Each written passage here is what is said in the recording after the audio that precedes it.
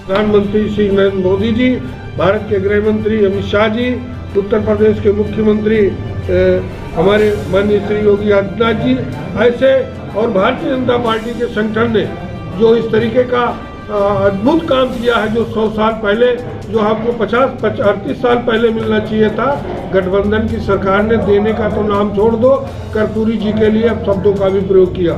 लेकिन धन्य है भारतीय जनता पार्टी, उनके नेता, उन्होंने कर्पूरी ठाकुर जी को भारत रत्न दे करके हम सबको गौरवान्वित करने का काम किया।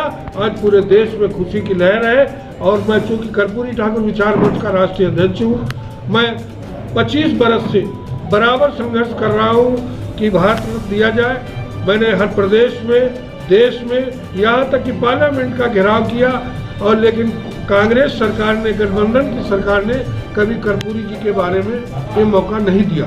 लेकिन ये सौभाग्य है कि पिछड़ों का बेटा भारत का प्रधानमंत्री है, दलित की बेटी भारत की राष्ट्रपति है, और पिछड़ों का और गरीबों का मसीहा जननायक कर्पूरी ठाकुर, नाई का बेटा जो है, जिसको भारत रत्न दिया गया, ये भी एक इतिहास है। और इस इतिहास को कभी भुलाया नहीं जा सकता है, क्योंकि कर्पूरी जी ने बड़े ऐतिहासिक काम किए। चाहे वो आरक्षण का मामला हो, उन्होंने सर्व समाज को देने का काम किया, और चाहे वो अंग्रेजी हटाओ का मामला हो, उन्होंने अंग्रेजी हटा करके सिविल सर्विस में मौका दिया।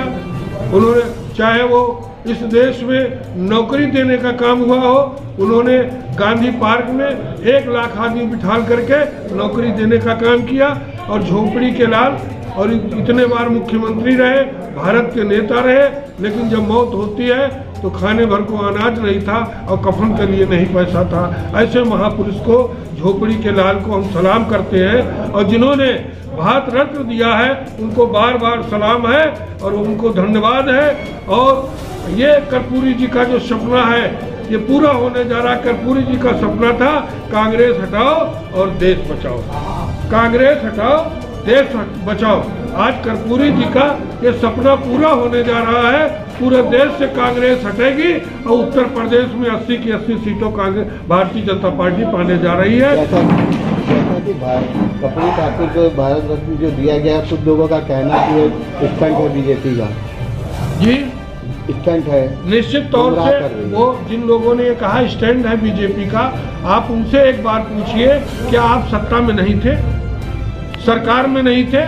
आप भारत के प्रधानमंत्री थे, आपके पास राष्ट्रपति थे, आपके प्रदेश के मुख्यमंत्री थे, लेकिन ये देने का काम नहीं करते थे, ये अपने परिवार को बढ़ाने का काम करते थे। ये परिवारवाद के लोग जो हैं, जातवादी जो लोग हैं, वो कर्पूरी ठाकुर को दिखावा में फोटो लगाते हैं, अंदर से उनके प्रति कोई श्रद्धा नहीं अगर होती तो भारत रत्न कर्पूरी ठाकुर को बहुत पहले मिल गया होता।